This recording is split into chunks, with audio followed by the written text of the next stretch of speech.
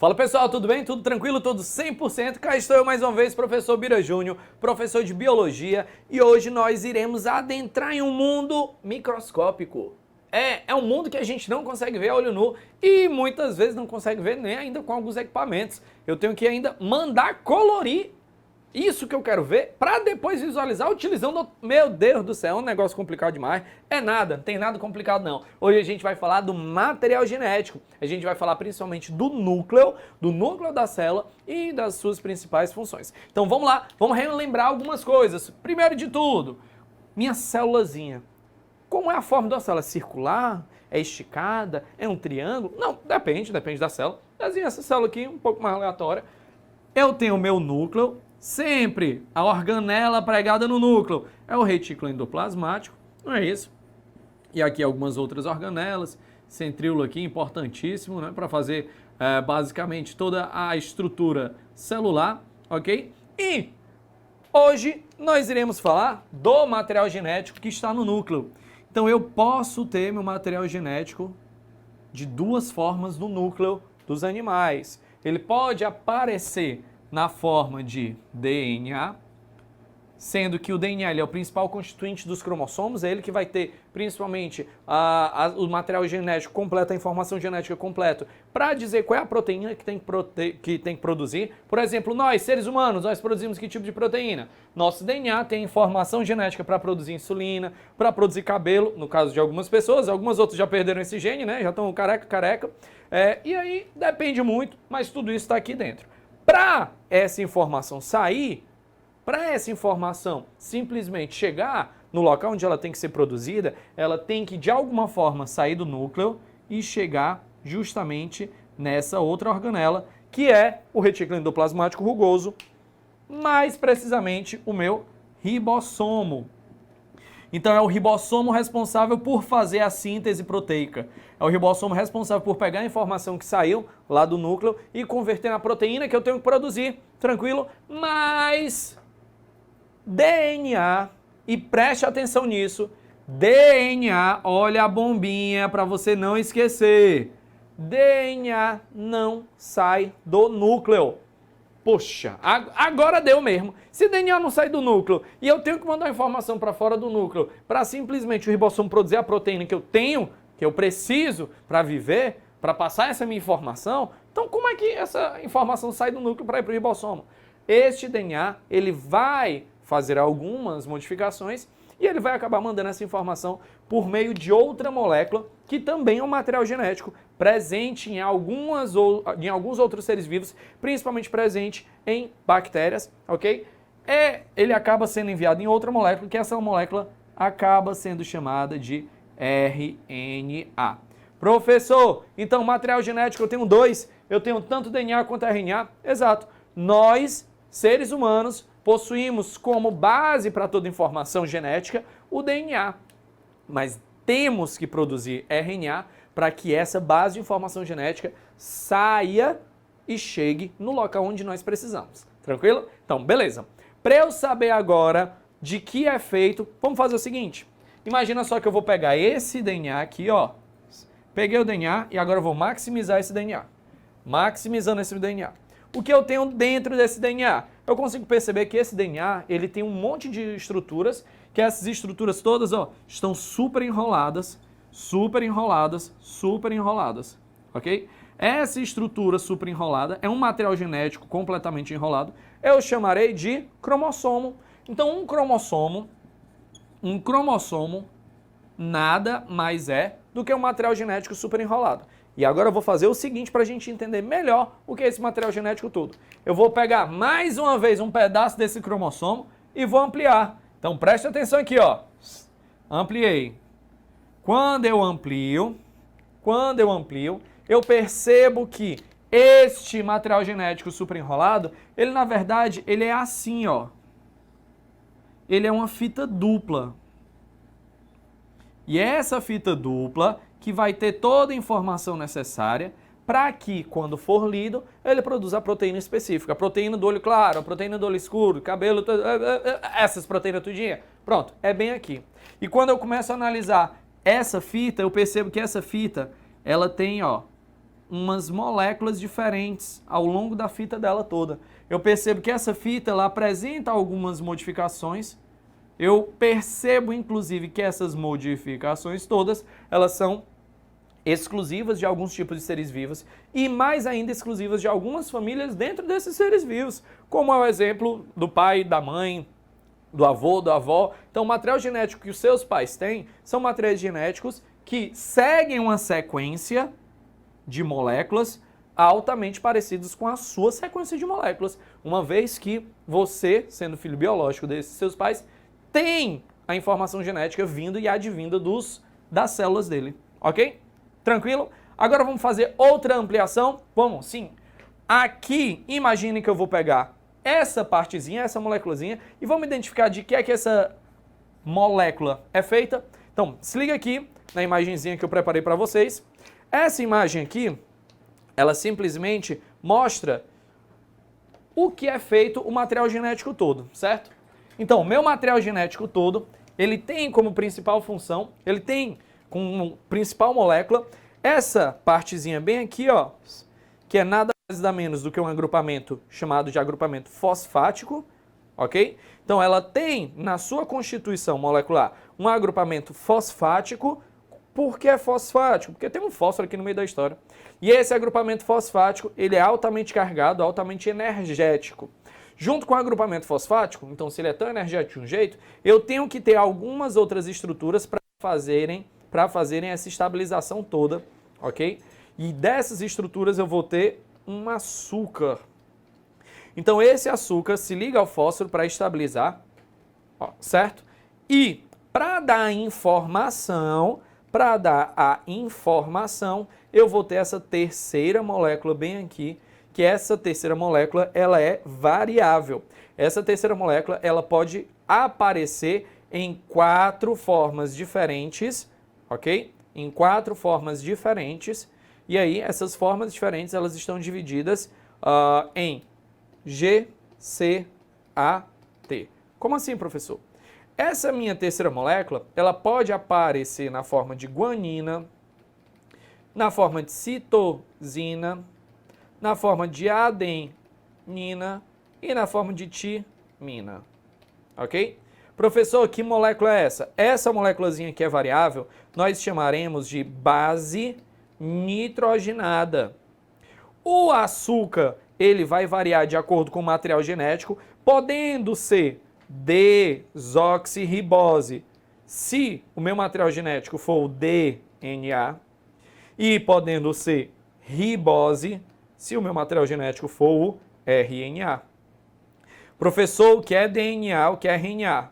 DNA é uma sigla inglesa para Desoxyribonucleic Acid e RNA é uma sigla inglesa para Ribonucleic Acid, ok? Em uma tradução para o português, nós temos ácido. Onde é que está a molécula ácida? Está aqui, ó. A gente pode considerar esse fósforo aqui como uma molécula ácida. Então, tem um ácido desoxirribo, no caso do açúcar, se é uma desoxirribose, então eu chamaria de desoxirribo, e nucleico da base nitrogenada. Por que minha base nitrogenada vai ser o próprio nucleico? Porque é nada mais nada menos do que a diferença da sequência que aparece no DNA dessa molécula que vai me dar uma informação completamente diferente. Tranquilo? Então, eu tenho aqui a base de toda a minha célula, eu tenho aqui a base de todo o meu material genético, a menor unidade do material genético que eu posso chamar de nucleotídeo é composto basicamente desses 3 tipos de moléculas, ok? Então, se eu já sei que são esses 3 tipos de moléculas, e eu sei a funcionalidade de cada um, e mais ainda, eu sei que a base nitrogenada é a responsável por passar a informação, porque a sequência que ela aparece, ela vai produzir uma informação, então eu já posso passar para o próximo passo. Que passo é esse? Vamos lá. Cada basezinha dessa, cada base nitrogenada dessa, pode ser dividido em 2 grandes grupos. Os grupos das pirimidinas, ou posso também chamar de bases pirimídicas, ok? Então eu chamo de grupo das pirimidinas ou bases pirimídicas, ou eu posso ter o grupo das púricas, ou eu posso ter o grupo das púricas, tranquilo? Então vamos lá. Eu disse para vocês que nós temos a citosina e a timina, adenina e guanina. E essa uracila? Deixa a uracila de lado um pedacinho, já já a gente fala dela. Por enquanto, vamos focar nessas 4, porque essas 4 têm apenas um DNA, tá bem? A diferença das bases pirimidínicas, ok? Para as bases púricas é bem tranquilo. As bases púricas, elas recebem o nome de púricas porque elas possuem 2 anéis na sua cadeia. Olha só, tem 2 anéis na cadeia, tá bem? As bases pirimídicas, elas têm apenas um anel em sua cadeia. Professor, mas aí me manda logo o bizu. Como é que eu vou lembrar disso aqui? Ó, olha só pra cá, vem pra cá. Aqui, gente, eu só preciso anotar essa palavrinha. Gapu. O que é o gapu? Guanina e adenina são bases púricas. Então, quando eu for estudar material genético, eu já sei que guanina e adenina são bases púricas. E tudo que não for guanina e adenina, o resto tudinho é pirimidínica. Ok? Joinha? Beleza, então. Maravilha nessa parte. Já sei a diferença desses 2 grupos. Lembrando só o seguinte.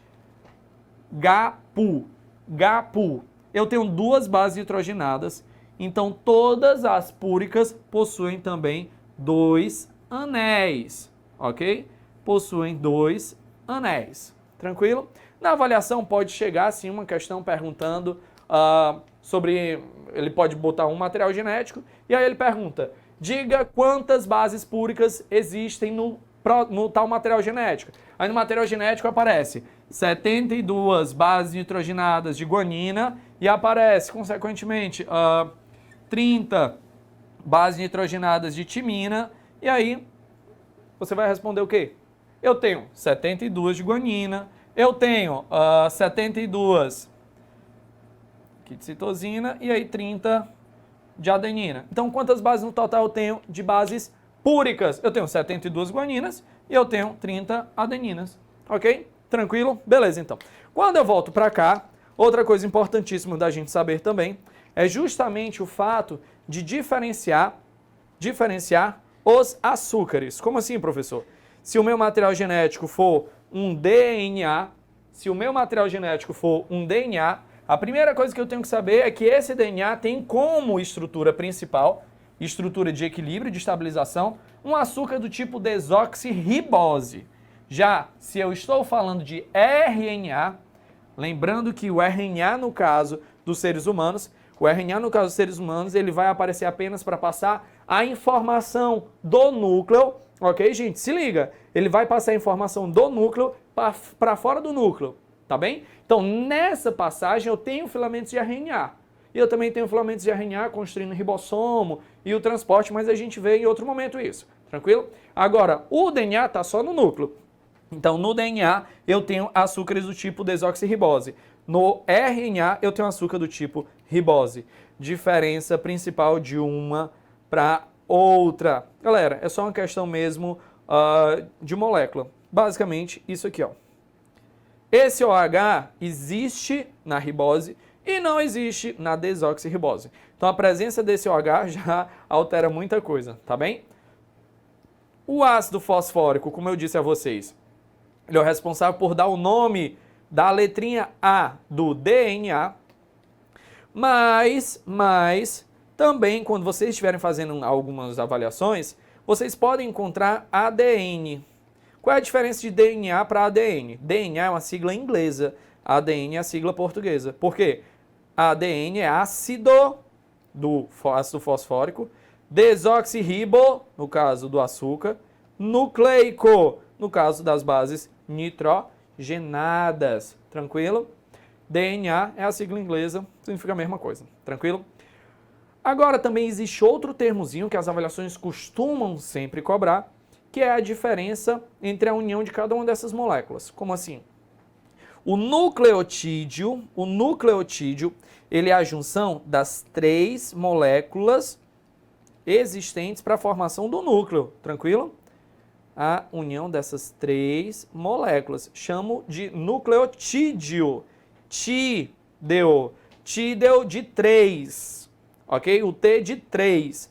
Se eu tenho apenas, ao invés de ter 3, eu tenho apenas a união dessas duas, eu tenho apenas a união da base nitrogenada com o açúcar, eu chamarei de nucleosídeo. Nucleosídeo. Não é 3, apenas a união de duas. Show! Sucesso! Então, a gente já sabe principalmente as moléculas que formam o DNA, já sabe onde é que fica o DNA, o DNA não sai do núcleo de jeito nenhum, já sabe também para que é que serve principalmente o RNA, ok? Mas aí eu vou mostrar algumas moléculas agora que são sintetizadas a partir da informação do DNA, mas não fazem parte do núcleo para você não se confundir, tá bom? Então, não fazem parte do núcleo. Que material é esse? Que molécula é essa? Quando eu vou analisar, eu percebo o seguinte, aqui desse lado eu tenho uma molécula de DNA, aqui desse lado eu tenho uma molécula que não é uma molécula de DNA. Qual é a diferença de um para o outro? Vamos lá ver se vocês sabem. Pausa o vídeo e tenta achar a diferença. Despausou, então bora lá. Aqui eu tenho agrupamento fosfato, eu tenho açúcar, eu tenho base nitrogenada. Se eu tenho essas três moléculas, apenas as três moléculas, eu já percebo que essas três moléculas têm ligação em cima ou e ligação embaixo, ou tem ligação em cima e embaixo, ou tem ligação só em cima ou só embaixo, certo? Se eu percebo isso tudo, então eu consigo descrever sim que é um tipo de material genético. E aí galera, eu já sei que material genético é esse, isso aqui é um RNA, ou é um DNA. Então, esse material genético aqui, dependendo do tipo de açúcar, vai ser DNA ou RNA. No caso, ele é um RNA. Tem oxigênio aqui, é uma ribose. Aqui do lado, eu percebo que há uma base nitrogenada, bem aqui, ó. Há um açúcar, mais precisamente esse açúcar, se tem oxigênio aqui, é uma ribose também. Mas bem aqui no canto eu não tenho um fósforo, eu tenho 2 fósforos. Poxa, e aí? Tu bota a mão nos quartos e diz assim, meu irmão, se tem 2 fósforos aí, tem alguma coisa diferente, porque o meu material genético não tem 2 fósforos, é para ter só um. Que diabo é isso aqui? Isso aqui, galerinha, é uma molécula chamada de ADP. Adenosina. O que é uma adenosina? É um nucleosídeo. Adenosina é a junção desta base nitrogenada com uma molécula de açúcar. Adenosina de 2 de fosfática. Então essa molécula é uma molécula de ADP.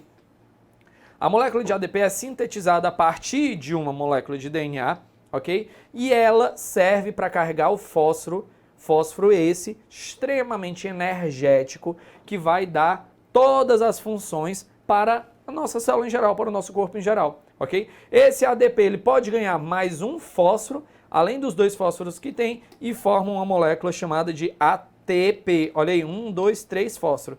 Cada ligaçãozinha que tem de um fósforo com o outro junta uma determinada energia chamada energia livre de Gibbs, que essa energia, por sua vez, é responsável por fazer as reações químicas orgânicas do nosso organismo. Então, você só consegue olhar para mim, você só consegue estar aqui ó, de olho no tio Bira, estudando, anotando, fazendo altas coisas. Por quê?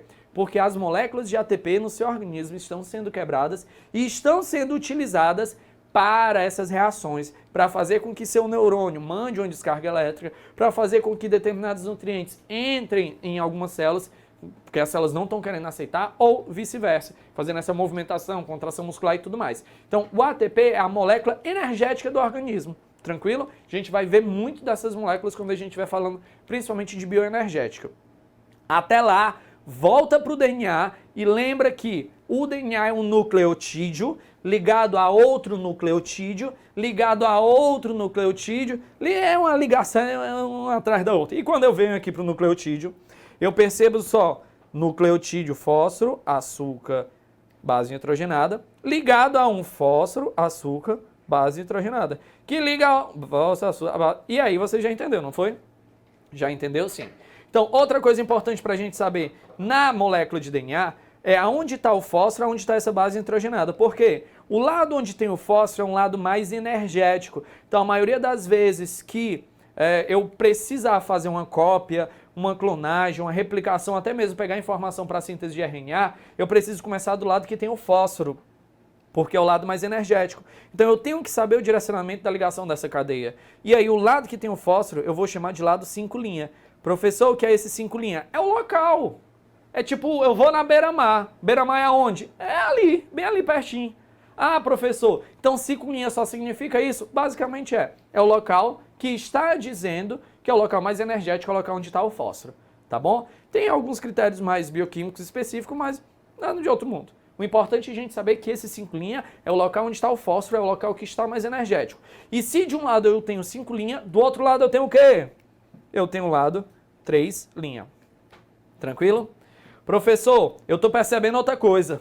Olha aí como eu sou inteligente, eu já percebi antes do senhor falar. De um lado, em cima é 5', mas do outro não tem esse fósforo não, parece que está todo mundo de cabeça para baixo. Exato. As fitas são chamadas de fitas complementares. Então, se são fitas complementares, de um lado, se eu tenho 5', do outro lado é o lado 3'. E onde é que está o lado 5'? Do lado inversamente oposto. O lado do fósforo está aqui. Outra coisa interessante também para a gente saber é o seguinte, essa base nitrogenada está ligada nessa outra base nitrogenada. E essa base nitrogenada está ligada na outra base nitrogenada. E essa ligação toda das bases nitrogenadas que fazem então com que a minha molécula de DNA tenha esse formato aqui tridimensional em hélice, não é isso? Então você também já percebeu que as bases nitrogenadas de uma fita de DNA se ligam com a base nitrogenada da sua fita complementar. Perfeito, jovem Padawan! Venha cá agora, meu consagrado. A gente vai agora identificar simplesmente como é que acontece tudo isso. O quê? Primeiro de tudo, se eu percebi que eu tenho uma molécula de guanina aqui, essa molécula de guanina, por sua vez, ela só vai se ligar com uma molécula específica. Que outra molécula específica é essa? Vamos lá. Ela faz uma ligaçãozinha aqui. Essa ligação é uma interação eletrostática. Interação essa chamada de ponte de hidrogênio, tranquilo? Então, é uma ponte de hidrogênio, e essa ponte de hidrogênio é uma interação eletrostática que acaba ficando pertinho um do outro, mas sem nada sério, ok? É tipo, a pessoa tá tão próxima, mas não quer casar. Ah, não vou dizer nem que professor é esse não, depois vocês descobrem. Então, aqui, a guanina, ela vai se ligar sempre com a citosina. A guanina se liga sempre com a citosina. Do mesmo jeito que a adenina, ela sempre vai se ligar com a timina. Ok? A adenina se liga com timina, guanina se liga com citosina. Professor, eu tenho que decorar. Ai, meu Deus, me ajuda, como é que eu faço? Lembre do tio Bira aqui. Tio Bira é um caba velho. Dá pra ver meu rostinho que eu sou uma pessoa muito velha, não é? Você já percebeu que eu sou velho mesmo? E aí, então, deixa eu falar um pouquinho dos meus gostos musicais. Eu adoro dois tipos de música, assim, que vocês acho que nem devem conhecer. Eu adoro a música da Gal Costa. Gal Costa canta bem demais, rapaz. Eu adoro a Gal Costa. Sendo que a Gal Costa, pra mim, não é a melhor. Pra mim, tem outro artista também que é muito bom, que eu chamo ele, eu não, né? O Brasil inteiro chama ele de Agnaldo Timóteo. Agnaldo Timóteo. Pessoal, Gal Costa, Agnaldo Timóteo. Bota Gal Costa aí agora e Agnaldo Timóteo para comemorar. Você já lembra, então, direto, que guanina só se liga com citosina e a adenina só se liga com timina. Sendo que a voz da Gal Costa é muito mais bonita do que a Agnaldo Timóteo. Se é muito mais bonita, Gal Costa, guanina e citosina tem mais ligações entre si do que a adenina e timina. Professor, na prova cai como isso aí? Ele pode mostrar uma fita dupla de DNA, certo? Ele pode mostrar tipo assim, ó, vamos lá. Uma fita dupla, e aí nessa fita ele mostra que tem muitas ligações de guanina aqui. Guanina, né? Ok? E aí ele coloca outra fita complementar. Nessa fita complementar tem menos ligações de guanina e citosina do que de adenina e timina. Aí ele pergunta, qual fita de DNA mais facilmente pode ser aberta por um tipo de endonuclease? O que é que você vai responder? A fita mais fácil de ser aberta é a que tiver menos ligação de guanina e citosina. Por quê? Porque guanina e citosina tem 3 interações de hidrogênio. tem 3 pontos de hidrogênio, enquanto a adenina e timina tem apenas 2. É mais fácil quebrar 2 ligações do que 3 ligações, não é isso? É exatamente isso, sim, senhor. Então já lembrou disso tudo? Perfeito. Agora a gente não pode deixar de lado, sabe quem? É o meu famoso RNA. Onde é que está o RNA no meio da história? Lembrem-se do seguinte, o RNA ele tem uma fita única, uma fita simples. Já o DNA tem uma fita dupla, ok? Então, quando você olhar um material genético para que ele esteja apenas uma fita única, bater o olho é RNA. Se está uma fita dupla, bater o olho é DNA. Só que no RNA, em vez de eu ter uma timina, eu vou ter uma outra molécula que vai substituir a timina, que ela se chama de uracila. Uracila. Então eu não tenho timina em RNA, eu tenho uma molécula chamada de uracila. Ah, professor, agora confundiu, foi tudo. Confundiu não. É só lembrar que apesar deles aqui serem artistas maravilhosos, eles infelizmente são artistas ultrapassados, ok? São artistas ultrapassados. Se são artistas ultrapassados, é só lembrar que a adenina se liga com a uracila. Show? Beleza? E agora, na prática, onde eu encontro cada um deles e como é que acontece esse gingado todo até o RNA e até essa proteína sair? Vamos ver? Aqui no meu núcleo, eu tenho principalmente, né, DNA, núcleo. Então aqui tudo é dentro da carioteca. Então dentro do meu núcleo eu tenho DNA e eu tenho alguns mecanismos de leituras desse DNA para que haja a síntese da outra molécula que sai como informação do DNA. Essa molécula ela se chama RNA mensageiro e ela é feita a partir de um mecanismo chamado de transcrição. Transcrever é pegar a informação de um jeito e transformar na informação de outro jeito para que possa ser lida. Essa transcrição pega a informação do DNA e o converte em um RNA, RNA mensageiro. Esse RNA mensageiro sai, encontra o retículo endoplasmático rugoso e no retículo endoplasmático rugoso eu tenho os ribossomos. O ribossomo, por sua vez, vai fazer a leitura desse RNA mensageiro e a cada 3 bases nitrogenadas, esse ribossomo ele chama um aminoácido diferente. A cada 3 bases nitrogenadas, esse ribossomo chama um aminoácido diferente. Eu chamo o conjunto de 3 bases nitrogenadas de códon. Então, cada sequência de 3 bases nitrogenadas chama um códon e dependendo dessas 3 bases chama um aminoácido diferente. Exemplo, eu tenho AUG.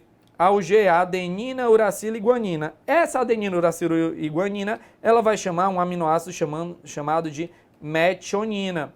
Se eu tenho agora o conjunto de outras bases nitrogenadas, vem outro aminoácido, não a metionina. E a mistura toda, se liga, a mistura toda, a diferença toda dessas bases nitrogenadas, elas são bases nitrogenadas simplesmente que, pela ordem que elas aparecem, elas vão chamar aminoácidos diferentes e a ligação diversa desses aminoácidos forma uma proteína também diferente. Tranquilo? Belezinha? Professor, como eu vou fazer então essa leitura toda? Como é que eu pego o material genético, abro o material genético e transformo ele em RNA mensageiro? Acontece desse jeitinho. Quando eu tenho o meu DNA, aparece uma proteína bem aqui. Existem algumas formas. A forma natural é uma proteína, ok? Essa proteína, ela chama-se de helicase. Professor, que difícil. Não, tem nada difícil não. Ase é uma enzima. Hélice é a hélice do DNA. Então, a helicase é a enzima que abre a hélice do DNA. E aí, quando eu abro a hélice do DNA, eu deixo exposto cada base nitrogenada. E aí, como eu deixo exposto cada base nitrogenada, uma enzima vai acabar, olha só o sentido da cópia, uma enzima vai acabar lendo a informação exposta e essa leitura acaba fazendo a síntese de um filamento novo, Dependendo da enzima, eu vou ter um filamento de DNA ou RNA, ok? Então, se essa enzima lê e produz um DNA, esse DNA ele vai servir para fazer uma duplicação da minha célula. Agora, se essa enzima ela lê parte do meu material genético e aí ela na verdade não produz um DNA, produz um RNA, esse RNA ele vai passar por um processo de transformação e vai fazer uma síntese proteica. Tranquilo? Então, vamos lá. Principais tópicos da aula de hoje para você relembrar. Primeiro de tudo, nós temos que saber da diferença do material genético, do DNA para RNA. Nós temos que saber que cada DNA, cada material genético, ele é constituído de 3 unidades básicas, que essas 3 unidades básicas, elas podem sim apresentar outra formação, né, no caso da ATP e tal, mas que principalmente cada unidade básica, quando se junta formando um nucleotídeo, pode alterar a base nitrogenada e o conjunto dessas bases nitrogenadas, a sequência de 3 bases nitrogenadas, forma um aminoácido. Na verdade, chama um aminoácido quando ele for lido no ribossomo. Para mais informações sobre essa tal síntese proteica, se liga no próximo bloco, se liga e continue estudando. Até mais!